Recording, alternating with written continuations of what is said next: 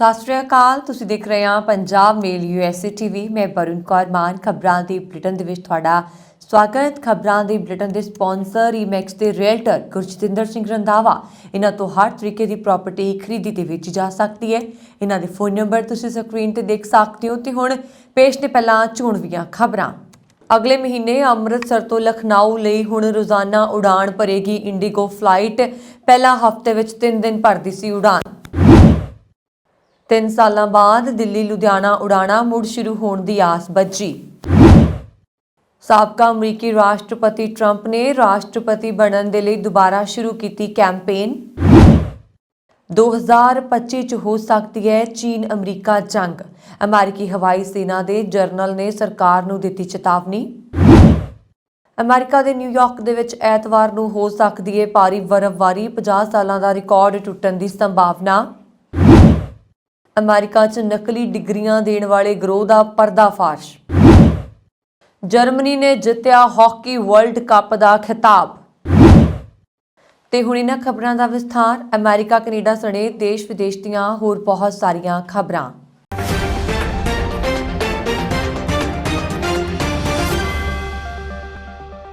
ਦੇਸ਼ ਦੀ ਘੱਟ ਕਿਰਾਏ ਵਾਲੀ 에ਅਰਲਾਈਨਸ ਇੰਡੀਗੋ ਨੇ ਅੰਮ੍ਰਿਤਸਰ ਤੋਂ ਘਰੇਲੂ ਉਡਾਣਾਂ ਦੀ ਬਾਰੰਬਾਰਤਾ ਵਧਾਉਣ ਦਾ ਫੈਸਲਾ ਕੀਤਾ ਹੈ। ਅਗਲੇ ਮਹੀਨੇ ਤੋਂ ਅੰਮ੍ਰਿਤਸਰ ਲਖਨਊ ਵਿਚਾਲੇ ਰੋਜ਼ਾਨਾ ਸਿੱਧੀ ਉਡਾਣ ਸ਼ੁਰੂ ਹੋਏਗੀ। ਇਸ ਤੋਂ ਪਹਿਲਾਂ ਹਫ਼ਤੇ ਵਿੱਚ ਕੇਵਲ 3 ਦਿਨ ਹੀ ਉਡਾਣਾਂ ਆਉਂਦੀਆਂ ਸਨ। ਇੰਡੀਗੋ ਨੇ ਇਸ ਦੇ ਲਈ ਬੁਕਿੰਗ ਵੀ ਸ਼ੁਰੂ ਕਰ ਦਿੱਤੀ ਹੈ। ਇੰਡੀਗੋ ਦੀ ਵੈਬਸਾਈਟ ਤੋਂ ਪ੍ਰਾਪਤ ਜਾਣਕਾਰੀ ਦੇ ਅਨੁਸਾਰ 23 ਫੈਬਰਵਰੀ ਤੋਂ ਅੰਮ੍ਰਿਤਸਰ ਲਖਨਊ ਵਿਚਾਲੇ ਰੋਜ਼ਾਨਾ ਉਡਾਣ ਭਰੇਗੀ। ਇਸ ਤੋਂ ਪਹਿਲਾਂ ਇਹ ਫਲਾਈਟ ਹਫ਼ਤੇ ਵਿੱਚ ਕੇਵਲ 3 ਦਿਨ ਹਰ ਮੰਗਲਵਾਰ, ਵੀਰਵਾਰ ਅਤੇ ਸ਼ਨੀਵਾਰ ਨੂੰ ਦੋਵਾਂ ਸ਼ਹਿਰਾਂ ਵਿਚਾਲੇ ਉਡਾਨ ਭਰਦੀ ਸੀ। ਦੋਵਾਂ ਸ਼ਹਿਰਾਂ ਵਿਚਾਲੇ ਇਹ ਸਫ਼ਰ ਕਰੀਬ 1.5 ਘੰਟੇ ਦਾ ਹੋਣਾ ਹੈ। ਇੰਡੀਗੋ ਦੀ ਵੈਬਸਾਈਟ ਦੇ ਮੁਤਾਬਕ ਇਹ ਫਲਾਈਟ ਰੋਜ਼ਾਨਾ ਸਵੇਰੇ 7:05 ਤੇ ਟੇਕ ਆਫ ਕਰੇਗੀ। 1 ਘੰਟੇ 35 ਮਿੰਟ ਦਾ ਸਫ਼ਰ ਪੂਰਾ ਕਰਨ ਤੋਂ ਬਾਅਦ ਫਲਾਈਟ 8:35 ਤੇ ਅੰਮ੍ਰਿਤਸਰ ਉਤਰੇਗੀ। ਇਹ ਉਡਾਨ ਅੰਮ੍ਰਿਤਸਰ ਹਵਾਈ ਅੱਡੇ ਤੋਂ ਦੁਪਹਿਰ 12:15 ਤੇ ਉਡਾਨ ਭਰੇਗੀ। 1.5 ਘੰਟੇ ਦਾ ਸਫ਼ਰ ਕਰਨ ਤੋਂ ਬਾਅਦ ਫਲਾਈਟ 1:45 ਤੇ ਲਖਨਊ ਪਹੁੰਚੇਗੀ। ਪਿਛਲੇ 3 ਸਾਲਾਂ ਤੋਂ ਬੰਦ ਪਈਆਂ ਦਿੱਲੀ ਲੁਧਿਆਣਾ ਉਡਾਣਾਂ ਮੁੜ ਸ਼ੁਰੂ ਹੋਣ ਦੀ ਆਸ ਬੱਝੀ ਹੈ। ਪੰਜਾਬ ਦੇ ਲੁਧਿਆਣਾ ਜ਼ਿਲ੍ਹੇ ਦੇ ਸਾਹਨੇਵਾਲ ਤੋਂ ਦਿੱਲੀ ਲਈ ਮੁੜ ਉਡਾਣਾਂ ਸ਼ੁਰੂ ਹੋਣ ਜਾ ਰਹੀਆਂ ਨੇ। ਇਸ ਲਈ ਕੇਂਦਰ ਸਰਕਾਰ ਨੇ ਮਨਜ਼ੂਰੀ ਦੇ ਦਿੱਤੀ ਹੈ। 3 ਸਾਲ ਦੇ ਵਕਫੇ ਤੋਂ ਬਾਅਦ ਹੁਣ ਇੱਕ ਵਾਰ ਫਿਰ ਮਹਾਨਗਰ ਦੇ ਕਾਰੋਬਾਰੀ ਥੋੜੇ ਸਮੇਂ ਦੇ ਲਈ ਦਿੱਲੀ ਪਹੁੰਚ ਜਾਣਗੇ। ਦੱਸਿਆ ਜਾ ਰਿਹਾ ਕਿ ਇਹ ਉਡਾਣ 2023 ਦੇ ਗਰਮੀਆਂ ਦੇ ਮੌਸਮ ਵਿੱਚ ਸ਼ੁਰੂ ਹੋ ਸਕਦੀ ਹੈ। ਜਾਣਕਾਰੀ ਦੇ ਅਨੁਸਾਰ ਇਸ ਸੰਬੰਧਤ ਹਵਾਬਾਜ਼ੀ ਮੰਤਰੀ ਜੋਤਿਰਾਦਿੱਤਿਆ ਸਿੰਧੀਆ ਨੇ ਲੁਧਿਆਣਾ ਤੋਂ ਆਮ ਆਦਮੀ ਪਾਰਟੀ ਦੇ ਰਾਜ ਸਭਾ ਮੈਂਬਰ ਸੰਜੀਵ ਅਰੋੜਾ ਨੂੰ ਪੱਤਰ ਲਿਖਿਆ ਸੀ। ਇਸ ਪੱਤਰ ਵਿੱਚ ਉਹਨਾਂ ਨੇ ਲਿਖਿਆ ਕਿ Ludhiana Delhi Ludhiana Messrs alliance air ਨੂੰ 2017 ਵਿੱਚ ਸ਼ੁਰੂ ਹੋਈ ਬੋਲੀ ਦੇ ਪਹਿਲੇ ਦੌਰ ਵਿੱਚ ਠੇਕਾ ਦਿੱਤਾ ਗਿਆ ਸੀ।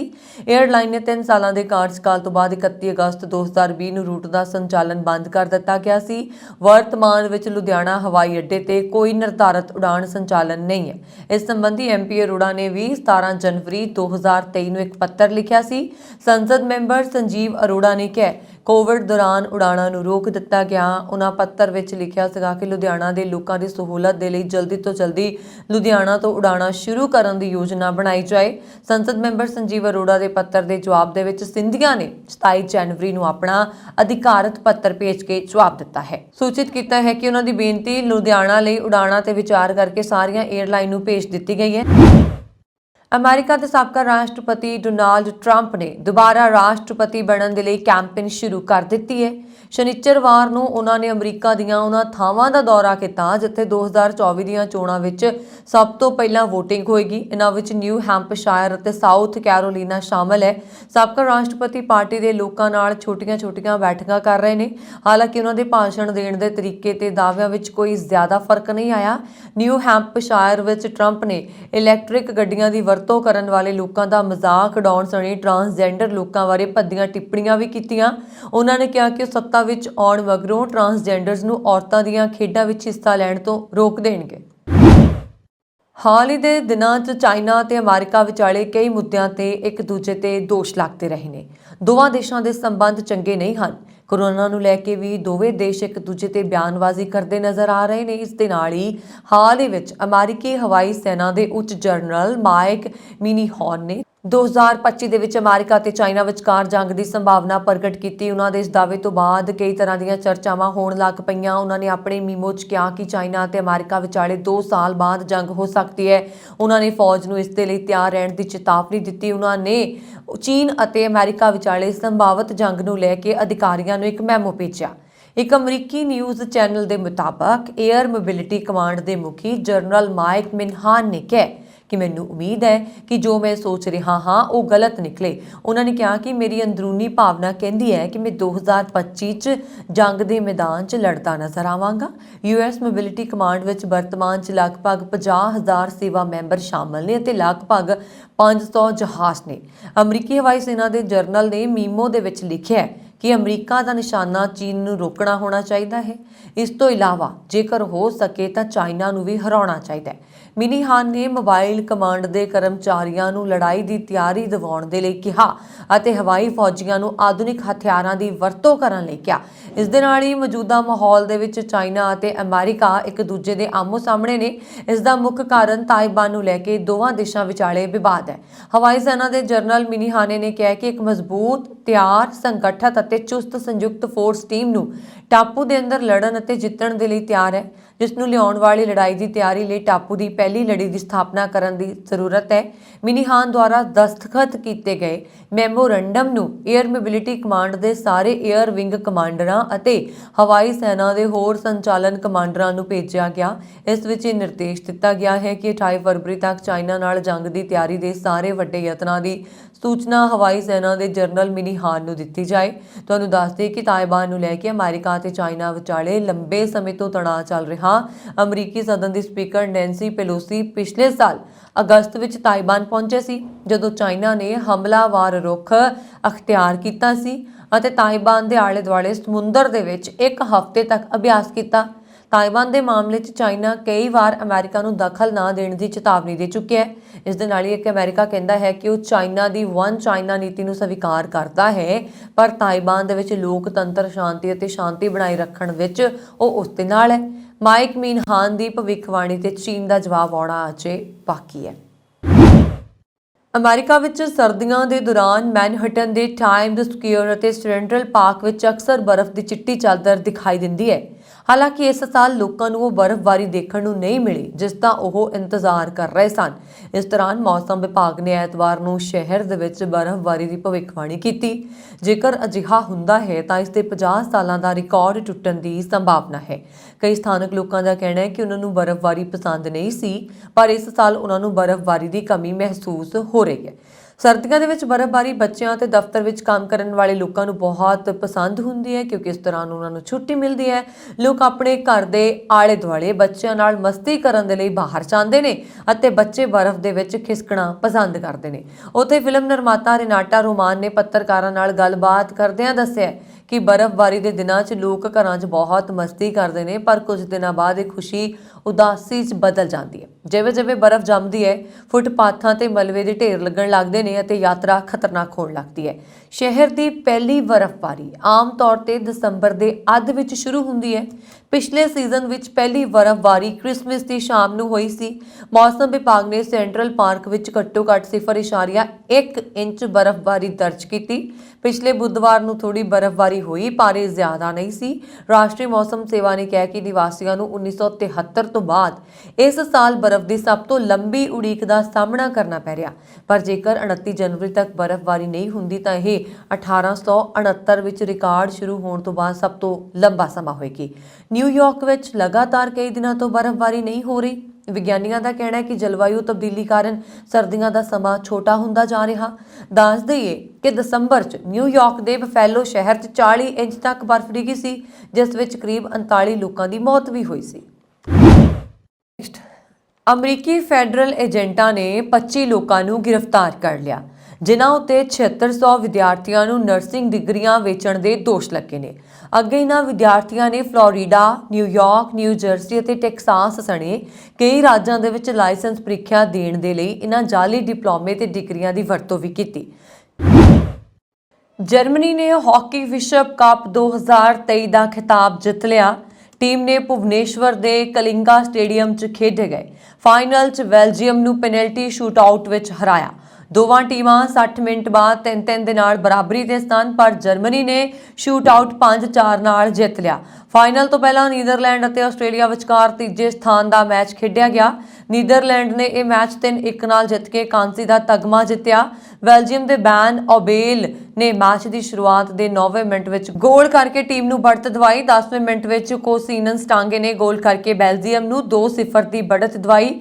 ਦੂਜੇ ਕੁਆਰਟਰ ਦੇ ਵਿੱਚ 28ਵੇਂ ਮਿੰਟ ਵਿੱਚ ਜਰਮਨੀ ਦੇ ਵੇਲੇਨ ਨਿਕਲਸ ਨੇ ਗੋਲ ਕਰਕੇ ਸਕੋਰ ਲਾਈਨ 2-1 ਕਰ ਦਿੱਤੀ। ਜਰਮਨੀ ਨੇ ਤੀਜੇ ਕੁਆਰਟਰ ਵਿੱਚ ਵਾਪਸੀ ਕਰਦੇ ਹੋਏ 40ਵੇਂ ਅਤੇ 47ਵੇਂ ਮਿੰਟ ਵਿੱਚ 2 ਗੋਲ ਕੀਤੇ। ਜਰਮਨੀ ਲਈ ਪਾਇਲਟ ਗੋਂਜ਼ਾਲੋ ਅਤੇ ਗ੍ਰਾਮਸ ਮੈਟਸ ਨੇ ਗੋਲ ਕੀਤੇ। ਸਕੋਰ ਲਾਈਨ 3-2 ਹੋਣ ਤੋਂ ਬਾਅਦ ਬੈਲਜੀਅਮ ਦੇ ਬੂਨ ਟੌਮ ਨੇ ਆਖਰੀ ਕੁਆਰਟਰ ਦੇ 58ਵੇਂ ਮਿੰਟ ਵਿੱਚ ਗੋਲ ਕੀਤਾ। ਇਸ ਗੋਲ ਤੋਂ ਬਾਅਦ ਮੈਚ ਵਿੱਚ ਕੋਈ ਹੋਰ ਗੋਲ ਨਹੀਂ ਹੋ ਸਕਿਆ ਤੇ ਮੈਚ 3-3 ਦੇ ਸਕੋਰ ਲਾਈਨ ਨਾਲ ਡਰਾ ਵਿੱਚ ਸਮਾਪਤ ਹੋਇਆ। ਮੈਚ ਡਰਾ ਹੋਣ ਤੋਂ ਬਾਅਦ ਮੈਚ ਦਾ ਫੈਸਲਾ ਪੈਨਲਟੀ ਸ਼ੂਟ ਆਊਟ ਰਾਹੀਂ ਹੋਇਆ। ਸ਼ੁਰੂਆਤੀ 5 ਸ਼ਾਟਾਂ ਤੋਂ ਬਾਅਦ ਸਕੋਰ ਲਾਈਨ 3-3 ਦੇ ਨਾਲ ਡਰਾ ਰਹੀ। ਨਤੀਜਾ ਪ੍ਰਾਪਤ ਕਰਨ ਦੇ ਲਈ 2 ਹੋਰ ਸ਼ਾਟ ਲਏ। ਜਰਮਨੀ ਨੇ ਪਹਿਲੇ ਮੌਕੇ ਤੇ ਗੋਲ ਕੀਤਾ, ਜਦਕਿ ਬੈਲਜੀਅਮ ਨੇ ਮੌਕਾ ਖੁੰਝਿਆ। ਬੈਲਜੀਅਮ ਨੇ ਦੂਜੇ ਮੌਕੇ ਤੇ ਗੋਲ ਕੀਤਾ, ਪਰ ਜਰਮਨੀ ਨੇ ਵੀ ਫਾਈਨਲ ਜਿੱਤਣ ਤੇ ਦੂਜੇ ਮੌਕੇ ਤੇ ਗੋਲ ਕੀਤਾ। ਮਸ਼ਹੂਰ ਗਿਟਾਰਿਸਟ ਅਤੇ ਸੈਮੀਨਲ ਪ੍ਰੋਟੋ-ਪੰਕ ਬੈਂਡ ਟੈਲੀਵਿਜ਼ਨ ਦੇ ਸਹਿ ਸੰਸਥਾਪਕ ਟੌਮ ਦੀ ਸ਼ਨੀਵਾਰ ਨੂੰ ਮੌਤ ਹੋ ਗਈ। ਟੌਮ ਵਰਲੇਨ ਨੇ ਨਿਊਯਾਰਕ ਵਿੱਚ ਕਰੀਬੀ ਦੋਸਤਾਂ ਦੀ ਮੌਜੂਦਗੀ ਦੇ ਵਿੱਚ 73 ਸਾਲ ਦੀ ਉਮਰ ਵਿੱਚ ਆਖਰੀ ਸਾਹ ਲਿਆ। ਟੌਮ ਦੀ ਸ਼ਨੀਵਾਰ ਨੂੰ ਨਿਊਯਾਰਕ ਸਿਟੀ ਵਿੱਚ ਇੱਕ ਸੰਖੇਪ ਬਿਮਾਰੀ ਤੋਂ ਬਾਅਦ ਮੌਤ ਹੋਈ। ਨੇੜੇ ਕੰਪਨੀ ਇੱਕ ਜਨਤਕ ਸੰਪਰਕ ਫਰਮ ਤੋਂ ਕਾਰਾ ਹਚਿਨਸਨ ਨੇ ਕਿਹਾ ਕਿ ਟੌਮ ਵਰਲੇਨ ਦੀ ਮੌਤ ਨੇ ਇੰਟਰਨੈਟ ਮੀਡੀਆ ਨੂੰ ਟਵੀਟਸ ਨਾਲ ਭਰ ਦਿੱਤਾ ਅਤੇ ਹੋਰ ਕੋਈ ਉਸ ਨਾਲ ਜੁੜੀਆਂ ਯਾਦਾਂ ਨੂੰ ਸਾਂਝਾ ਕਰਨ ਲੱਗਾ। ਇਸ ਦੌਰਾਨ ਵਾਟਰ ਬॉयਜ਼ ਦੇ ਮਾਈਕ ਸਕਾਟ ਨੇ ਟੌਮ ਨੂੰ ਹੁਣ ਤੱਕ ਦਾ ਸਭ ਤੋਂ ਵਧੀਆ ਰੌਕ ਐਂਡ ਰੋਲ ਗਿਟਾਰਿਸਟ ਕਿਹਾ। ਦੱਸਦੀ ਕਿ ਟੌਮ ਵਰਲੇਨ ਨੇ 8 ਸੋਲੋ ਐਲਬਮਸ ਰਿਲੀਜ਼ ਕੀਤੀਆਂ ਨੇ, ਜਿਨ੍ਹਾਂ ਵਿੱਚੋਂ 1981 ਦੀ ਡ੍ਰੀਮ ਟਾਈਮ ਨੂੰ ਸਭ ਤੋਂ ਵੱਧ ਪਿਆਰ ਮਿਲਿਆ। ਐਲਬਮ ਬਿਲਬੋਰਡ ਚਾਰਟ ਤੇ 177ਵੇਂ ਨੰਬਰ ਤੇ ਰਹੀ। ਟੈਲੀਵਿਜ਼ਨ ਨੂੰ ਕਦੇ ਵੀ ਬਹੁਤੀ ਵਪਾਰਕ ਸਫਲਤਾ ਨਹੀਂ ਮਿਲੀ, ਪਰ ਸ਼ੋਅ ਨੇ ਬਹੁਤ ਸਾਰੇ ਸੰਗੀਤਕਾਰਾਂ ਨੂੰ ਪ੍ਰਭਾਵਿਤ ਕੀਤਾ। ਟੈਲੀਵਿਜ਼ਨ ਨੇ ਸਾਲ 1977 ਦੇ ਵਿੱਚ ਆਪਣੀ ਪਹਿਲੀ ਐਲਬਮ ਮਾਰਕੀ ਮੂਨ ਰਿਲੀਜ਼ ਕੀਤੀ। ਬਿਲਬੋਰਡ ਮੈਗਜ਼ੀਨ ਨੇ 2003 ਵਿੱਚ ਲਿਖਿਆ ਸੀਗਾ ਕਿ ਮਾਰਕੀ ਮੂਨ ਦਾ ਸੋਨਿਕ ਯੂਥ, ਦਾ ਸਟ੍ਰੋਕ ਅਤੇ ਜ਼ੈਬ ਬਕਲੇ ਵਰਗੇ ਕਲਾਕਾਰਾਂ ਤੇ ਵੱਡਾ ਪ੍ਰਭਾਵ ਸੀ। ਹਾਲਾਂਕਿ ਟੌਮ ਵਰਲੇਨ ਅਤੇ ਸਾਥੀ ਗਿਟਾਰਿਸਟ ਰਿਚਰਡ ਲॉयਡ ਵਿਚਕਾਰ ਝਗੜਾ ਵੱਧ ਗਿਆ, ਜਿਸ ਕਾਰਨ ਟੈਲੀਵਿਜ਼ਨ ਦੀ ਦੂਜੀ ਐਲਬਮ ਐਡਵੈਂਚਰਸ ਤੋਂ ਬਾਅਦ ਬੈਂਡ ਨੂੰ ਭੰਗ ਕਰ ਦਿੱਤਾ ਗਿਆ ਸੀ। ਭਾਰਤੀ ਅਮਰੀਕੀ ਸੰਸਦ ਮੈਂਬਰ ਸ਼੍ਰੀ ਥਾਣੇਦਾਰ ਨੇ ਕਿਹਾ ਕਿ ਭਾਰਤ ਅਤੇ ਅਮਰੀਕਾ ਦੇ ਸੰਬੰਧ ਉਨੇ ਮਜ਼ਬੂਤ ਨਹੀਂ ਹੋਏ ਜਿੰਨੇ ਹੋਣ ਦੀ ਲੋੜ ਹੈ। ਉਹਨਾਂ ਨੇ ਸੰਕਲਪ ਲਿਆ ਕਿ ਉਹ ਆਰਥਿਕ ਸੰਬੰਧਾਂ ਨੂੰ ਮਜ਼ਬੂਤ ਕਰਨ ਦੇ ਲਈ ਕੰਮ ਕਰਨਗੇ, ਜਿਨ੍ਹਾਂ ਨਾਲ ਦੋਵਾਂ ਦੇਸ਼ਾਂ ਨੂੰ ਲਾਭ ਹੋਏਗਾ ਤੇ ਲੋਕਾਂ ਤੋਂ ਲੋਕਾਂ ਦੇ ਸਹਿਯੋਗ ਨੂੰ ਵਧਾਉਣ ਵਿੱਚ ਮਦਦ ਮਿਲੇਗੀ। ਥਾਣੇਦਾਰ ਮਿਸ਼ੀਗਨ ਦੇ 13ਵੇਂ ਕਾਂਗਰੈਸ਼ਨਲ ਡਿਸਟ੍ਰਿਕਟ ਦੀ ਨੁਮਾਇੰਦਗੀ ਕਰਦੇ ਨੇ, ਜਿਸ ਵਿੱਚ ਮੁੱਖ ਤੌਰ ਤੇ ਡੇਟਰੋਇਟ ਅਤੇ ਇਸ ਦੇ ਉਪਨਗਰ ਸ਼ਾਮਲ ਨੇ। ਉਹਨਾਂ ਨੇ ਇਸ ਮਹੀਨੇ ਦੇ ਸ਼ੁਰੂ ਵਿੱਚ ਅਮਰੀਕੀ ਪ੍ਰਤੀਨਿਧਤ ਸਭਾ ਦੇ ਮੈਂਬਰ ਵਜੋਂ ਸਹੁੰ ਚੁੱਕੀ ਸੀ। ਉਹ ਮੌਜੂਦਾ ਕਾਂਗਰਸ ਵਿੱਚ ਸ਼ਾਮਲ ਹੋਣ ਵਾਲੇ 5ਵੇਂ ਭਾਰਤੀ ਅਮਰੀਕੀ ਬਣ ਗਏ ਨੇ। ਇਸ ਤੋਂ ਪਹਿਲਾਂ ਡਾਕਟਰ ਅਮੀ ਬੇਰਾ, ਰਾਜਾ ਕ੍ਰਿਸ਼ਨਾ ਮੂਰਤੀ, ਰੌਕ ਖੰਨਾ ਤੇ ਪ੍ਰੈਮਿਲਾ ਜੈਪਾਲ ਵੀ ਸੰਸਦ ਮੈਂਬਰ ਬਣ ਚੁੱਕੇ ਨੇ। ਥਾਣੇਦਾਰ ਨੇ ਪੀਟੀਆਈ ਭਾਸ਼ਾ ਨੂੰ ਦੱਸਿਆ ਕਿ ਮੈਨੂੰ ਲੱਗਦਾ ਹੈ ਕਿ ਇਤਿਹਾਸਿਕ ਤੌਰ ਤੇ ਇਹ ਉਨਾ ਮਜ਼ਬੂਤੀਕਰਨ ਨਹੀਂ ਰਿਹਾ ਜਿੰਨਾ ਹੋਣਾ ਚਾਹੀਦਾ ਹੈ। ਅਸੀਂ 2 ਸਭ ਤੋਂ ਵੱਡੇ ਲੋਕਤੰਤਰ ਹਾਂ। ਭਾਰਤ ਕੋਲ ਵੱਡੀ ਆਰਥਿਕ ਤਾਕਤ ਹੈ। ਭਾਰਤ ਕੋਲ ਹੁਣ G20 ਦੀ ਪ੍ਰਧਾਨਗੀ ਹੈ। ਥਾਣੇਦਾਰ ਦਾ ਸਦਨ ਦੇ ਵਿੱਚ ਪਹਿਲਾ ਮਹੀਨਾ ਕਾਫੀ ਇਤਿਹਾਸਕ ਰਿਹਾ, ਕਿਉਂਕਿ ਉਹਨਾਂ ਨੇ ਸਪੀਕਰ ਦੀ ਚੋਣ ਦੇ ਲਈ 15 ਵਾਰ VOTING ਕੀਤੀ। ਇਸ ਹਫ਼ਤੇ ਉਸ ਨੂੰ 2 ਸ਼ਕਤੀਸ਼ਾਲੀ ਹਾਊਸ ਕਮੇਟੀਆਂ, ਸਮਾਲ ਬਿਜ਼ਨਸ ਅਤੇ ਹੋਮਲੈਂਡ ਸਿਕਿਉਰਿਟੀ ਦੇ ਮੈਂਬਰ ਨਾਮਜ਼ਦ ਕੀਤਾ ਗਿਆ। ਉਹਨਾਂ ਨੇ ਕਿਹਾ ਕਿ ਭਾਰਤ ਨੂੰ ਆਪਣੀ ਆਰਥਿਕ ਸ਼ਕਤੀ ਲਈ ਮਾਨਤਾ ਦਿੱਤੀ ਗਈ ਹੈ। ਅਮਰੀਕਾ ਨੂੰ ਇਸ ਦਾ ਫਾਇਦਾ ਹੋਏਗਾ।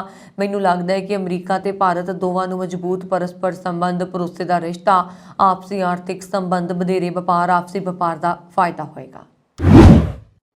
ਗੁਜਰਾਤ ਦੰਗਿਆਂ ਨੂੰ ਲੈ ਕੇ ਬਣਾਈ ਗਈ BBC ਦੀ ਡਾਕੂਮੈਂਟਰੀ ਦਾ ਦੁਨੀਆ ਭਰ ਵਿੱਚ ਵਿਰੋਧ ਕੀਤਾ ਜਾ ਰਿਹਾ। ਵਿਦੇਸ਼ਾਂ ਵਿੱਚ ਰਹਿਣ ਵਾਲੇ ਭਾਰਤੀਆਂ ਸਣੇ ਹੋਰ ਲੋਕਾਂ ਨੇ ਵੀ ਇਸ ਮੁੱਦੇ ਤੇ BBC ਤੇ ਪੱਖਪਾਤਪੂਰਨ ਪੱਤਰਕਾਰਤਾ ਕਰਨ ਦਾ ਦੋਸ਼ ਲਗਾ ਦਿੱਤਾ ਹੈ। ਇਸੇ ਲੜੀ ਦੇ ਵਿੱਚ ਅਮਰੀਕਾ ਵਸਦੇ ਪ੍ਰਵਾਸੀਆਂ ਨੇ ਕੈਲੀਫੋਰਨੀਆ ਦੇ ਸਾਨ ਫਰਾਂਸਿਸਕੋ ਖਾੜੀ ਖੇਤਰ ਦੇ ਫਰੇਮੌਂਟ ਵਿੱਚ ਗੁਜਰਾਤ ਦੰਗਿਆਂ ਬਾਰੇ ਬਣਾਈ ਗਈ BBC ਡਾਕੂਮੈਂਟਰੀ ਵਿਰੁੱਧ ਪ੍ਰਦਰਸ਼ਨ ਕੀਤਾ ਗਿਆ। ਦੁਨੀਆ ਵਿੱਚ ਸਭ ਤੋਂ ਵੱਧ ਫੋਲੋ ਕੀਤੇ ਜਾਣ ਵਾਲੇ ਵਿਅਕਤੀਗਤ ਯੂਟਿਊਬਰ ਜਿਮੀ ਉਰਫ ਮਿਸਟਰ ਬੀਸਟ ਨੇ ਆਪਣੀ ਨਵੀਨਤਮ YouTube ਵੀਡੀਓ ਅਤੇ ਟਵਿੱਟਰ ਅਪਡੇਟ ਵਿੱਚ ਘੋਸ਼ਣਾ ਕੀਤੀ ਹੈ ਕਿ ਉਹ 1000 ਨੇਤਰਹੀਣਾਂ ਨੂੰ ਇਲਾਜ ਲੱਭਣ ਵਿੱਚ ਮਦਦ ਕਰੇਗਾ। ਇਸ ਤੋਂ ਬਾਅਦ ਉਹ ਸਾਰੇ ਆਪਣੀ ਜ਼ਿੰਦਗੀ ਵਿੱਚ ਪਹਿਲੀ ਵਾਰ ਦੇਖਣ ਦੇ ਯੋਗ ਹੋਏ। ਉਹਨਾਂ ਨੇ ਆਪਣੀ ਪੋਸਟ ਵਿੱਚ ਕਿਹਾ ਕਿ ਉਸਨੇ 1000 ਤੋਂ ਲੋਕਾਂ ਨੂੰ ਸ਼ਾਬਦਿਕ ਤੌਰ ਤੇ ਦੇਖਣ ਵਿੱਚ ਮਦਦ ਕੀਤੀ। ਉਸ ਦੇ YouTube ਵੀਡੀਓਜ਼ ਨੂੰ ਹੁਣ ਤੱਕ 2.6 ਮਿਲੀਅਨ ਤੋਂ ਵੱਧ ਪਸੰਦ ਮਿਲੇ ਨੇ। ਨੈਟੀਜ਼ਨ ਫਰਕ ਲਿਆਉਣ ਦੇ ਲਈ ਯੂਟਿਊਬਰ ਦੀ ਤਾਰੀਫ ਕਰ ਰਹੇ ਨੇ। 8 ਮਿੰਟ ਦੀ YouTube ਵੀਡੀਓ 1000 ਮਰੀਜ਼ਾਂ ਵਿੱਚੋਂ ਕੁਝ ਨੂੰ ਦਰਸਾਉਂਦੀ ਹੈ ਜਿਨ੍ਹਾਂ ਦਾ ਅੰਨ੍ਹੇਪਣ ਦਾ ਇਲਾਜ ਕੀਤਾ ਗਿਆ ਅਤੇ ਉਹਨਾਂ ਦੇ ਪ੍ਰਗਟਾਵੇ ਕਿਹੋ ਜਿਹੇ ਸਨ ਜਦੋਂ ਉਹਨਾਂ ਨੇ ਪਹਿਲੀ ਵਾਰ ਆਪਣੀਆਂ ਅੱਖਾਂ ਨਾਲ ਦੁਨੀਆ ਨੂੰ ਦੇਖਿਆ। ਐਲਨ ਮਸਕ ਦੀ ਐਂਟਰੀ ਤੋਂ ਬਾਅਦ ਟਵਿੱਟਰ 'ਚ ਹਰ ਦਿਨ ਕੋਈ ਨਾ ਕੋਈ ਨਵਾਂ ਬਦਲਾਅ ਹੋ ਰਿਹਾ। ਕੰਪਨੀ ਨੇ ਅਕਾਊਂਟ ਸਸਪੈਂਡ ਪਾਲਿਸੀ 'ਚ ਬਦਲਾਅ ਕੀਤਾ। ਕੰਪਨੀ ਨੇ ਸ਼ੁੱਕਰਵਾਰ ਨੂੰ ਇਸ ਬਾਰੇ ਜਾਣਕਾਰੀ ਦਿੱਤੀ।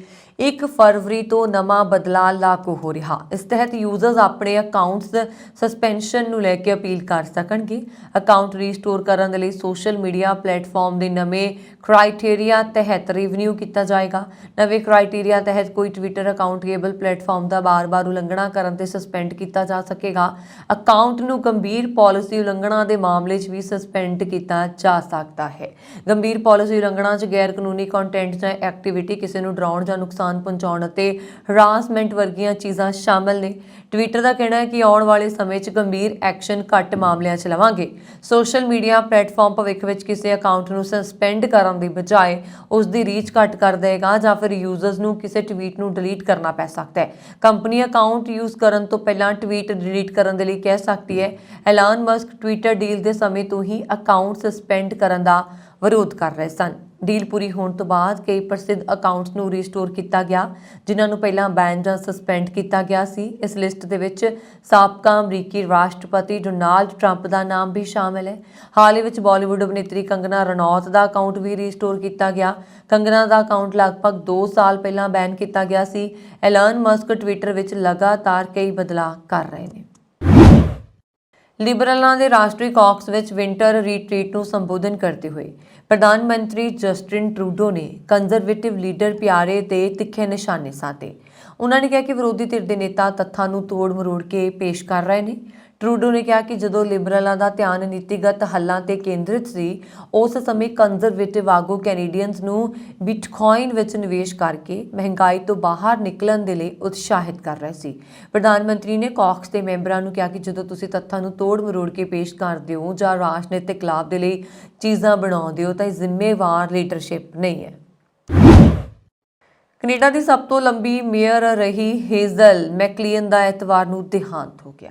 ਉਹ 101 ਸਾਲ ਦੇ ਸਨ। ਉਹਨਾਂ ਨੇ ਕਈ ਦਹਾਕਿਆਂ ਤੱਕ ਕੈਨੇਡਾ ਦੇ ਸਭ ਤੋਂ ਵੱਡੇ ਸ਼ਹਿਰਾਂ 'ਚ ਇੱਕ ਮਿਸੀਸਾਗਾ ਦੀ ਅਗਵਾਈ ਕੀਤੀ। ਮੈਕਲੀਅਨ ਨੇ ਮੇਅਰ ਵਜੋਂ ਕਰੀਬ 36 ਸਾਲ ਬਿਤਾਏ, ਜਿਸ ਦੌਰਾਨ ਉਹਨਾਂ ਨੇ ਕੈਨੇਡਾ ਦੇ 6ਵੇਂ ਸਭ ਤੋਂ ਵੱਡੇ ਸ਼ਹਿਰ ਦੀ ਕਾਇਆ ਕਲਪ ਕੀਤੀ। ਉਸ ਨੂੰ ਉਹਨਾਂ ਦੀ ਰਾਜਨੀਤਿਕ ਸ਼ੈਲੀ ਲਈ ਤੂਫਾਨ ਹੇਜ਼ਲ ਉਪਨਾਮ ਦਿੱਤਾ ਗਿਆ। ਮੈਕਲੀਅਨ ਦਾ ਜਨਮ 1921 ਵਿੱਚ ਕਿਊਬਿਕ ਵਿਚਜ਼ ਗੈਸਪੇ ਟਾਪੂ ਦੇ ਇੱਕ ਛੋਟੇ ਜਿਹੇ ਸ਼ਹਿਰ ਵਿੱਚ ਹੋਇਆ ਸੀ ਅਤੇ ਉਹ ਆਪਣੇ ਪਰਿਵਾਰ ਵਿੱਚ ਸਭ ਤੋਂ ਛੋਟੇ ਸਨ। ਮੈਕਲੀਅਨ ਪਹਿਲੀ ਵਾਰ 1978 ਦੇ ਵਿੱਚ ਮਿਸੀਸਾਗਾ ਦੇ ਮੇਅਰ ਚੁਣੇ ਗਏ। ਉਹਨਾਂ ਨੇ ਆਪਣੀ ਕਾਰਜਸ਼ੈਲੀ ਰਾਹੀਂ ਮਿਸੀਸਾਗਾ ਨੂੰ ਰਹਿਣਯੋਗ ਸ਼ਹਿਰ ਬਣਾਇਆ। ਡਗ ਫੋਰਡ ਵੱਲੋਂ ਕੀਤੀ ਗਈ ਐਲਾਨ ਤੇ ਬਰੈਂਪਟਨ ਦੇ ਮੇਅਰ ਪੈਟਰਿਕ ਬਰਾਊਨ ਨੇ ਕਿਹਾ ਕਿ ਅੱਜ ਬਰੈਂਪਟਨ ਦੇ ਲਈ ਇੱਕ ਮਹੱਤਵਪੂਰਨ ਦਿਨ ਹੈ ਕਿਉਂਕਿ 100 ਸਾਲਾਂ ਤੋਂ ਵੱਧ ਸਮੇਂ ਵਿੱਚ GTA ਵਿੱਚ ਸਿਵਿਕ ਸੈਂਟਰ ਦੇ ਪਹਿਲੇ ਮੈਡੀਕਲ ਸਕੂਲ ਦਾ ਐਲਾਨ ਕੀਤਾ ਗਿਆ। ਬਰਾਊਨ ਦਾ ਕਹਿਣਾ ਹੈ ਕਿ ਬਰੈਂਪਟਨ ਸਕੂਲ ਆਫ ਮੈਡੀਸਨ ਦੀ ਸਿਰਜਣਾ ਦੁਆਰਾ ਅਸੀਂ ਇੱਕ ਸਿਹਤ ਸੰਭਾਲ ਪ੍ਰਣਾਲੀ ਦਾ ਨਿਰਮਾਣ ਕਰ ਰਹੇ ਹਾਂ ਜੋ ਸਥਾਨਕ ਪ੍ਰਤਿਭਾ ਨੂੰ ਉਤਸ਼ਾਹਿਤ ਕਰਦਾ ਹੈ ਅਤੇ ਮੈਡੀਕਲ ਖੇਤਰ ਵਿੱਚ ਆਰਥਿਕ ਵਿਕਾਸ ਕਰਦਾ ਹੈ। ਕੰਜ਼ਰਵੇਟਿਵ ਲੀਡਰ ਪਿਆਰੇ ਪਾਇਲਵਾਰਾ ਦਾ ਕਹਿਣਾ ਹੈ ਕਿ ਉਹਨਾਂ ਦੀ ਪਾਰਟੀ 30 ਜਨਵਰੀ ਨੂੰ ਸੰਸਦ ਦੀ ਮੁੜ ਬੈਠਕ ਹੋਣ ਤੇ ਵੱਧਦੀ ਅਪਰਾਧ ਦਰਾਂ, ਰਹਿਣ-ਸਹਿਣ ਦੇ ਖਰਚੇ ਦੇ ਮੁੱਦਿਆਂ ਅਤੇ ਯਾਤਰਾ ਵਿੱਚ ਦੇਰੀ ਤੇ ਧਿਆਨ ਕੇਂਦਰਿਤ ਕਰੇਗੀ। ਕੰਜ਼ਰਵੇਟਿਵ ਕਾਕਸ ਰੀਟਰੀਟ ਦੇ ਵਿੱਚ ਐਮਪੀਜ਼ ਨੂੰ ਸੰਬੋਧਿਤ ਕਰਦੇ ਹੋਏ ਪਾਇਲਵਾਰਾ ਨੇ ਕਿਹਾ ਕਿ ਕੈਨੇਡਾ ਦੇ ਵਿੱਚ ਸਭ ਕੁਝ ਟੁੱਟਿਆ ਹੋਇਆ ਮਹਿਸੂਸ ਹੁੰਦਾ ਹੈ ਅਤੇ ਅਪਰਾਧ ਕਾਬੂ ਤੋਂ ਬਾਹਰ ਹੁੰਦਾ ਜਾ ਰਿਹਾ, ਪਰ ਸਰਕਾਰ ਹੱਥ ਤੇ ਹੱਥ ਧਰੀ ਪਈ ਹੈ। ਪਾਕਿਸਤਾਨ ਦੇ ਬਰਖਾਸਤ ਪ੍ਰਧਾਨ ਮੰਤਰੀ ਇਮਰਾਨ ਖਾਨ ਮਾਰਚ ਵਿੱਚ ਦੇਸ਼ ਦੀਆਂ 33 ਸੀਟਾਂ ਦੇ ਲਈ ਹੋਣ ਵਾਲੀਆਂ ਉਪਚੋਣਾਂ 'ਚ ਆਪਣੀ ਪਾਰਟੀ ਦੇ ਇਕਲੌਤੇ ਉਮੀਦਵਾਰ ਹੋਣਗੇ। ਉਹਨਾਂ ਦੀ ਪਾਰਟੀ ਨੇ ਇਹ ਐਲਾਨ ਕੀਤਾ। ਪਾਕਿਸਤਾਨ ਤਹਿਰੀਕੇ ਇਨਸਾਫ ਦੇ ਉਪ ਪ੍ਰਧਾਨ ਅਤੇ ਸਾਬਕਾ ਵਿਦੇਸ਼ ਮੰਤਰੀ ਸ਼ਾਹ ਮਹਿਮੂਦ ਕੁਰੈਸ਼ੀ ਨੇ ਐਤਵਾਰ ਸ਼ਾਮ ਨੂੰ ਇੱਕ ਪ੍ਰੈਸ ਕਾਨਫਰੰਸ ਨੂੰ ਸੰਬੋਧਨ ਕਰਦਿਆਂ ਕਿਹਾ ਕਿ ਇਹ ਫੈਸਲਾ ਪਾਰਟੀ ਦੀ ਕੋਰ ਕਮੇਟੀ ਦੀ ਮੀਟਿੰਗ ਵਿੱਚ ਲਿਆ ਗਿਆ। ਕੁਰੈਸ਼ੀ ਨੇ ਕਿਹਾ ਕਿ ਇਮਰਾਨ ਖਾਨ ਸਾਰੀਆਂ 33 ਸੰਸਦੀ ਸੀਟਾਂ ਤੇ PTI ਦੇ ਇਕਲੌਤੇ ਉਮੀਦਵਾਰ ਹੋਣਗੇ। ਖਾਨ ਦੀ ਪ੍ਰਧਾਨਗੀ ਹੇਠ ਐਤਵਾਰ ਨੂੰ ਜ਼ਮਾਨ ਪਾਰਕ ਲਾਹੌਰ ਵਿਖੇ ਹੋਈ ਪਾਰਟੀ ਦੀ ਕੋਰ ਕਮੇਟੀ ਦੀ ਮੀਟਿੰਗ ਦੌਰਾਨ ਇਹ ਫੈਸਲਾ ਲਿਆ ਗਿਆ। ਪਾਕਿਸਤਾਨ ਦੇ ਚੋਣ ਕਮਿਸ਼ਨ ਨੇ ਸ਼ੁੱਕਰਵਾਰ ਨੂੰ ਐਲਾਨ ਕੀਤਾ ਕਿ ਨੈਸ਼ਨਲ ਅਸੈਂਬਲੀ ਦੀਆਂ 33 ਸੀਟਾਂ ਤੇ ਉਪ ਚੋਣਾਂ 16 ਮਾਰਚ ਨੂੰ ਹੋਣਗੀਆਂ। ਪਿਛਲੇ ਸਾਲ ਅਪ੍ਰੈਲ ਦੇ ਵਿੱਚ ਬੇਭਰੋਸਗੀ ਮਤੇ ਤੋਂ ਬਾਅਦ ਸੱਤਾ ਤੋਂ ਬਾਹਰ ਕਰ ਦਿੱਤੇ ਗਏ ਖਾਨ ਦੀ ਪਾਰਟੀ ਦੇ ਸੰਸਦ ਮੈਂਬਰਾਂ ਨੇ ਪਾਕਿਸਤਾਨ ਸੰਸਦ ਦੇ ਹੇਠਲੇ ਸਦਨ ਨੂੰ ਛੱਡ ਦਿੱਤਾ ਸੀ। ਹਾਲਾਂਕਿ ਸਦਨ ਦੇ ਸਪੀਕਰ ਰਾਜਾ ਪਰਵੇਸ਼ ਅਸ਼ਰਫ ਨੇ ਸੰਸਦ ਮੈਂਬਰਾਂ ਦੇ ਅਸਤੀਫਿਆਂ ਨੂੰ ਸਵੀਕਾਰ ਨਹੀਂ ਕੀਤਾ ਅਤੇ ਕਿਹਾ ਕਿ ਉਹਨਾਂ ਨੂੰ ਨਿੱਜੀ ਤੌਰ ਤੇ ਇਸ ਗੱਲ ਦੀ ਪੁਸ਼ਟੀ ਕਰਨ ਦੀ ਲੋੜ ਹੈ ਕਿ ਸੰਸਦ ਮੈਂਬਰ ਆਪਣੀ ਮਰਜ਼ੀ ਦੇ ਨਾਲ ਜਾਂ ਦਬਾਅ ਹੇਠ ਅਸਤੀਫੇ ਦੇ ਰਹੇ ਨੇ। ਪਿਛਲੇ ਮਹੀਨੇ ਸਪੀਕਰ ਨੇ ਪੀਟੀਆਈ ਦੇ 35 ਸੰਸਦ ਮੈਂਬਰਾਂ ਦੇ ਅਸਤੀਫੇ ਸਵੀਕਾਰ ਕਰ ਲਏ, ਜਿਸ ਤੋਂ ਬਾਅਦ ਚੋਣ ਕਮਿਸ਼ਨ ਨੇ ਉਹਨਾਂ ਨੂੰ ਡੀ-ਨੋਟੀਫਾਈ ਕਰ ਦਿੱਤਾ ਸੀ। ਇਸ ਤੋਂ ਬਾਅਦ ਸਪੀਕਰ ਨੇ ਹੋਰ 35 ਦੇ ਅਸਤੀਫਿਆਂ ਨੂੰ ਸਵੀਕਾਰ ਕਰ ਲਿਆ ਅਤੇ ਬਾਕੀ 43 ਪੀਟੀਆਈ ਸੰਸਦ ਮੈਂਬਰਾਂ ਦੇ ਅਸਤੀਫਿਆਂ ਤੋਂ ਬਾਅਦ ਖਾਨ ਨੇ ਪ੍ਰਧਾਨ ਮੰਤਰੀ ਸ਼ਹਿਬਾਜ਼ ਸ਼ਰੀਫ ਨੂੰ ਵਿਸ਼ਵਾਸ ਵੋਟ ਦੀ ਪ੍ਰੀਖਿਆ 'ਚ ਪਾਉਣ ਦੇ ਲਈ ਨੈਸ਼ਨਲ ਅਸੈਂਬਲੀ ਵਿੱਚ ਵਾਪਸ ਆਉਣ ਲਈ ਕਿਹਾ। ਜੇਕਰ ਚੋਣ ਕਮਿਸ਼ਨ ਪੀਟੀਆਈ ਦੇ ਬਾਕੀ 43 ਸੰਸਦ ਮੈਂਬਰਾਂ ਨੂੰ ਡੀ-ਨੋਟੀਫਾਈ ਕਰ ਦਿੰਦਾ ਹੈ ਤਾਂ ਖਾਨ ਦੀ ਪਾਰਟੀ ਦਾ ਨੈਸ਼ਨਲ ਅਸੈਂਬਲੀ ਤੋਂ ਲਗਭਗ ਸਫਾਇਆ ਹੋ ਜਾਏਗਾ। ਪਿਛਲੇ ਸਾਲ ਅਕਤੂਬਰ ਵਿੱਚ ਸਪੀਕਰ ਵੱਲੋਂ ਪੀਟੀਆਈ ਦੇ 11 ਸੰਸਦ ਮੈਂਬਰਾਂ ਨੂੰ ਅਸਤੀਫਿਆਂ ਨੂੰ ਸਵੀਕਾਰ ਕਰਨ ਤੋਂ ਬਾਅਦ ਖਾਨ ਨੇ 8 ਸੰਸਦੀ ਸੀਟਾਂ ਤੇ ਚੋਣਾਂ ਲੜੀਆਂ ਤੇ 6 ਜਿੱਤੇ ਸੀ। ਉੱਤਰ ਪੱਛਮੀ ਪਾਕਿਸਤਾਨ ਦੇ ਵਿੱਚ ਐਤਵਾਰ ਨੂੰ ਇੱਕ ਝੀਲ ਵਿੱਚ ਕਿਸ਼ਤੀ ਪਲਟਣ ਕਾਰਨ ਇੱਕ ਮਦਰਸੇ ਦੇ ਘੱਟੋ-ਘੱਟ 17 ਵਿਦਿਆਰਥੀਆਂ ਦੀ ਮੌਤ ਹੋ ਗਈ ਅਤੇ 13 ਹੋਰ ਜ਼ਖਮੀ ਹੋ ਗਏ। ਅਧਿਕਾਰੀਆਂ ਨੇ ਜਾਣਕਾਰੀ ਦਿੱਤੀ। ਅਧਿਕਾਰੀਆਂ ਨੇ ਦੱਸਿਆ ਕਿ ਕਿਸ਼ਤੀ ਖੈਬਰ ਪਖਤੂਨਖਵਾ ਸੂਬੇ ਦੇ ਕੋਹਾਟ ਜ਼ਿਲ੍ਹੇ 'ਚ ਟਾਂਡਾ ਡੈਮ ਝੀਲ 'ਚ ਉਸ ਸਮੇਂ ਪਲਟ ਗਈ ਜਦੋਂ ਮਦਰਸਾ ਮੀਰਬਾਸ਼ ਖੇਲ ਦੇ ਵਿਦਿਆਰਥੀ ਸੈਰ ਸਪਾਟੇ ਤੇ ਨਿਕਲੇ ਸਨ। ਅਧਿਕਾਰੀਆਂ ਨੇ ਦੱਸਿਆ ਕਿ ਬਚਾਅ ਕਰਮਚਾਰੀਆਂ ਨੇ 17 ਲਾਸ਼ਾਂ ਬਰਾਮਦ ਕੀਤੀਆਂ। ਕੋਹਾਟ ਦੇ ਡਿਪਟੀ ਕਮਿਸ਼ਨਰ ਫੁਰਕਾਨ ਅਸ਼ਰਫ ਨੇ ਦੱਸਿਆ ਕਿ ਕਿਸ਼ਤੀ ਵਿੱਚ 30 ਲੋਕ ਸਵਾਰ ਸੀ ਅਤੇ ਇਹਨਾਂ 'ਚ ਜ਼ਿਆਦਾਤਰ ਬੱਚੇ ਸਨ। ਇਹਨਾਂ ਵਿੱਚ 7 ਤੋਂ 14 ਸਾਲ ਦੀ ਉਮਰ ਦੇ ਵਿਦਿਆਰਥੀ ਸਨ। ਪਾਕਿਸਤਾਨੀ ਫੌਜ ਦੀਆਂ ਬਚਾਅ ਟੀਮਾਂ ਵੀ ਮੌਕੇ ਤੇ ਪਹੁੰਚ ਗਈਆਂ ਜਿੱਥੇ ਬਚਾਅ ਮੁਹਿੰਮ ਚਲਾਈ ਜਾ ਰਹੀ ਹੈ। ਖੈਬਰ ਪਖਤੂਨਖਵਾ ਸੂਬੇ ਦੇ ਕਾਰਜਕਾਰੀ ਮੁੱਖ ਮੰਤਰੀ ਆਜ਼ਮ ਖਾਨ ਨੇ ਸਥਾਨਕ ਪ੍ਰਸ਼ਾਸਨ ਨੂੰ ਪ੍ਰਭਾਵਿਤ ਪਰਿਵਾਰਾਂ ਨੂੰ ਐਮਰਜੈਂਸੀ ਰਾਹਤ ਪ੍ਰਦਾਨ ਕਰਨ ਦੇ ਨਿਰਦੇਸ਼ ਦਿੱਤੇ ਨੇ। ਬ੍ਰਿਟੇਨ ਦੇ ਪ੍ਰਧਾਨ ਮੰਤਰੀ ਰਿਸ਼ੀ ਸੁਨਕ ਨੇ ਕੰਜ਼ਰਵੇਟਿਵ ਪਾਰਟੀ ਦੇ ਚੇਅਰਮੈਨ ਨਾਦਿਨ ਜ਼ਾਹਵੀ ਨੂੰ ਟੈਕਸ ਹੇਰਾਫੇਰੀ ਦੇ ਮਾਮਲੇ 'ਚ ਜਾਂਚ ਦੇ ਬਾਅਦ ਬਰਖਾਸਤ ਕਰ ਦਿੱਤਾ। ਇਸ ਮਾਮਲੇ ਵਿੱਚ ਵਿਰੋਧੀ ਧਿਰ ਵੱਲੋਂ ਲਗਾਤਾਰ ਇਲਜ਼ਾਮ ਲਗਾਏ ਜਾ ਰਹੇ ਸੀ। ਇਸ ਦੇ ਬਾਅਦ ਰਿਸ਼ੀ ਸੁਨਕ ਨੇ ਟੈਕਸ ਹੇਰਾਫੇਰੀ ਮਾਮਲੇ ਦੀ ਨਿਰਪੱਖ ਜਾਂਚ ਦੇ ਹੁਕਮ ਦਿੱਤੇ। ਜਾਂਚ ਦੇ ਬਾਅਦ ਨਾਦਿਨ ਜ਼ਾਹਵੀ ਤੇ ਕਾਰਵਾਈ ਕੀਤੀ ਗਈ। ਬ੍ਰਿਟੇਨ ਸਰਕਾਰ ਵੱਲੋਂ ਬਿਆਨ ਜਾਰੀ ਕਰ ਦਿੱਤਾ ਗਿਆ। ਇਸ ਵਿੱਚ ਕਿਹਾ ਗਿਆ ਕਿ ਪ੍ਰਧਾਨ ਮੰਤਰੀ ਰਿਸ਼ੀ ਸੁਨਕ ਨੇ ਐਤਵਾਰ ਨੂੰ ਕੰਜ਼ਰਵੇਟਿਵ ਪਾਰਟੀ ਦੇ ਪ੍ਰਧਾਨ ਨਾਦਿਨ ਜ਼ਾਹਵੀ ਨੂੰ ਬਰਖਾਸਤ ਕਰ ਦਿੱਤਾ। ਜ਼ਾਹਵੀ ਨੂੰ ਟੈਕਸ ਮਾਮਲਿਆਂ ਦੀ ਜਾਂਚ ਵਿੱਚ ਗੰਭੀਰ ਉਲੰਘਣਾ ਦਾ ਦੋਸ਼ੀ ਪਾਇਆ ਗਿਆ। ਟੈਕਸ ਦਾ ਮੁੱਦਾ ਜ਼ਾਹਵੀ ਦੇ 2000 ਵਿੱਚ opinion polling firm you government ਦੇ ਸਹਿ ਸੰਸਥਾਪਕ ਦੇ ਨਾਲ ਸੰਬੰਧਿਤ ਹੈਜਸ ਵਿੱਚ ਉਹਨਾਂ ਨੇ ਕਿਹਾ ਕਿ ਉਹਨਾਂ ਦੇ ਪਿਤਾ ਨੇ ਇਸ ਦੇ ਲਾਂਚ ਦਾ ਸਮਰਥਨ ਕਰਨ ਲਈ ਹਿੱਸੇਦਾਰੀ ਲਈ ਪਿਛਲੇ ਸਾਲ ਵਿੱਤ ਮੰਤਰੀ ਵਜੋਂ ਉਸ ਦੀ ਨਿਯੁਕਤੀ ਦੌਰਾਨ ਜ਼ਾਹਵੀ ਨੂੰ ਦਿੱਤੇ ਗਏ ਸ਼ੇਅਰਾਂ ਤੇ ਬ੍ਰਿਟੇਨ ਦੇ ਟੈਕਸ ਆਫਿਸ ਨਾਲ ਅਸਹਿਮਤੀ ਪ੍ਰਗਟਾਈ ਸੀ। ਜ਼ਾਹਵੀ ਨੇ ਕਿਹਾ ਕਿ ਉਹਨਾਂ ਨੇ ਬਕਾਇਆ ਰਕਮ ਦਾ ਭੁਗਤਾਨ ਕਰ ਦਿੱਤਾ ਹੈ ਤੇ ਮਾਮਲੇ ਨੂੰ ਟੈਕਸ ਆਫਿਸ ਨਾਲ ਸੁਲਝਾ ਲਿਆ ਗਿਆ ਹੈ। ਐਤਵਾਰ ਨੂੰ ਕੋਚੀ ਅੰਤਰਰਾਸ਼ਟਰੀ ਹਵਾਈ ਅੱਡੇ ਤੇ ਅਚਾਨਕ ਵੱਡਾ ਸੰਕਟ ਖੜਾ ਹੋ ਗਿਆ। ਏਅਰ ਇੰਡੀਆ ਐਕਸਪ੍ਰੈਸ ਜਹਾਜ਼ ਦਾ ਹਾਈਡ੍ਰੋਲਿਕਸ ਲੈਂਡਿੰਗ ਦੌਰਾਨ ਕੰਮ ਕਰਨ ਵਿੱਚ ਅਸਫਲ ਰਿਹਾ, ਜਿਸ ਕਾਰਨ ਐਤਵਾਰ ਰਾਤ ਨੂੰ ਕੋਚੀ ਅੰਤਰਰਾਸ਼ਟਰੀ ਹਵਾਈ ਅੱਡੇ ਤੇ ਥੋੜੇ ਸਮੇਂ ਦੇ ਲਈ ਪੂਰੀ ਐਮਰਜੈਂਸੀ ਘੋਸ਼ਿਤ ਕੀਤੀ ਗਈ। ਇਹ ਜਹਾਜ਼ ਸ਼ਾਰਜਾਹ ਤੋਂ ਆਇਆ ਸੀ। CIALA ਦੇ ਬੁਲਾਰੇ ਨੇ ਇਹ ਜਾਣਕਾਰੀ ਦਿੱਤੀ। ਇਸ ਦੇ ਨਾਲ ਹੀ ਏਅਰ ਇੰਡੀਆ ਐਕਸਪ੍ਰੈਸ ਦੇ ਬੁਲਾਰੇ ਨੇ ਦੱਸਿਆ ਕਿ ਫਲਾਈਟ IX412 'ਚ ਅਚਾਨਕ ਅੱਗ ਲੱਗ ਗਈ। ਇਸ ਨਾਲ ਦਹਿਸ਼ਤ ਦਾ ਮਾਹੌਲ ਬਣ ਗਿਆ। ਇਸ ਤੋਂ ਬਾਅਦ ਟੀਮ ਤੁਰੰਤ ਸਰਗਰਮ ਹੋ ਗਈ ਅਤੇ ਫਲਾਈਟ ਵਿੱਚ ਸਵਾਰ ਸਾਰੇ 183 ਯਾਤਰੀਆਂ ਤੇ ਚਾਲਕ ਦਲ ਦੇ 6 ਮੈਂਬਰਾਂ ਨੂੰ ਸੁਰੱਖਿਅਤ ਬਾਹਰ ਕੱਢ ਲਿਆ ਗਿਆ। ਕੋਚੀ ਇੰਟਰਨੈਸ਼ਨਲ 에ਅਰਪੋਰਟ ਲਿਮਟਿਡ ਦੇ ਬੁਲਾਰੇ ਨੇ ਦੱਸਿਆ ਕਿ ਰਾਤ 8:04 ਤੇ ਹਵਾਈ ਅੱਡੇ ਤੇ ਪੂਰੀ ਐਮਰਜੈਂਸੀ ਘੋਸ਼ਿਤ ਕੀਤੀ ਗਈ, ਪਰ ਇਸ ਦੌਰਾਨ ਕੋਈ ਰਨਵੇ ਬਲਾਕ ਨਹੀਂ ਕੀਤਾ ਗਿਆ ਤੇ ਨਾ ਹੀ ਕਿਸੇ ਫਲਾਈਟ ਨੂੰ ਡਾਇਵਰਟ ਕੀਤਾ ਗਿਆ। ਰਾਤ 8:36 ਤੇ ਤੁਰਕੀ ਦੇ ਜਵਾਬੀ ਕਾਰਵਾਈ ਤੋਂ ਬਾਅਦ ਐਮਰਜੈਂਸੀ ਆਦੇਸ਼ ਵਾਪਸ ਲੈ ਲਿਆ ਗਿਆ ਤੇ ਕੋਚੀ ਅੰਤਰਰਾਸ਼ਟਰੀ ਹਵਾਈ ਅੱਡੇ ਤੇ ਹਵਾਈ ਸੰਚਾਲਨ ਨੂੰ ਆਮ ਘੋਸ਼ਿਤ ਕਰ ਦਿੱਤਾ ਗਿਆ। ਏਅਰ ਇੰਡੀਆ ਐਕਸਪ੍ਰੈਸ ਦੇ ਬੁਲਾਰੇ ਨੇ ਬਾਅਦ ਵਿੱਚ ਇੱਕ ਬਿਆਨ 'ਚ ਕਿਹਾ ਕਿ ਫਲਾਈਟ ਆਮ ਤੌਰ ਤੇ ਨਿਰਧਾਰਤ ਸਮੇਂ ਤੇ ਕਿਉਂ ਉਤਰੀ। ਹੁਣ ਇਸ ਮਾਮਲੇ ਵਿੱਚ ਇੱਕ ਲਾਪਰਵਾਹੀ ਇਹ ਵੀ ਸਾਹਮਣੇ ਆਈ ਹੈ ਕਿ ਏਅਰ ਟ੍ਰੈਫਿਕ ਕੰਟਰੋਲ ਨੂੰ ਐਮਰਜੈਂਸੀ ਦੀ ਸੂਚਨਾ ਨਹੀਂ ਦਿੱਤੀ ਗਈ। ਬੁਲਾਰੇ ਨੇ ਇਹ ਵੀ ਸਪਸ਼ਟ ਕੀਤਾ ਕਿ ਸ਼ਾਰਜਾ ਕੋਚੀ ਫਲਾਈਟ ਐਮਰਜੈਂਸੀ ਵਿੱਚ ਨਹੀਂ ਉਤਰੀ ਸੀ।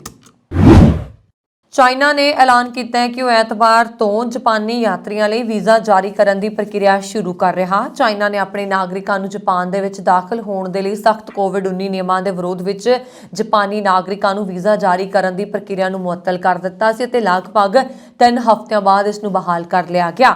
ਬੀਜ਼ਿੰਗ ਨੇ ਟੋਕੀਓ ਸਥਿਤ ਚੀਨੀ ਦੂਤਘਰ ਦੀ ਵੈਬਸਾਈਟ ਤੇ ਪੋਸਟ ਕੀਤੇ ਇੱਕ ਬਿਆਨ ਰਾਹੀਂ ਆਪਣੇ ਫੈਸਲੇ ਦਾ ਐਲਾਨ ਕੀਤਾ। 10 ਜਨਵਰੀ ਨੂੰ ਚੀਨ ਨੇ ਜਾਪਾਨ 'ਚ ਨਵੇਂ ਵੀਜ਼ਾ ਜਾਰੀ ਕਰਨ ਤੇ ਪਾਬੰਦੀ ਲਗਾ ਦਿੱਤੀ। ਦਸੰਬਰ ਦੇ ਅਖੀਰ ਵਿੱਚ ਚੰਦਰ ਨਵੇਂ ਸਾਲ ਤੋਂ ਪਹਿਲਾਂ ਦੇਸ਼ ਵਿੱਚ ਆਉਣ ਵਾਲੇ ਚੀਨੀ ਸੈਲਾਨੀਆਂ ਲਈ ਟੋਕੀਓ ਵੱਲੋਂ ਵਾਧੂ ਕੋਵਿਡ ਟੈਸਟ ਲਾਜ਼ਮੀ ਕੀਤੇ ਜਾਣ ਦੇ ਵਿਰੋਧ 'ਚ ਇਹ ਕਦਮ ਚੁੱਕਿਆ ਗਿਆ ਸੀ।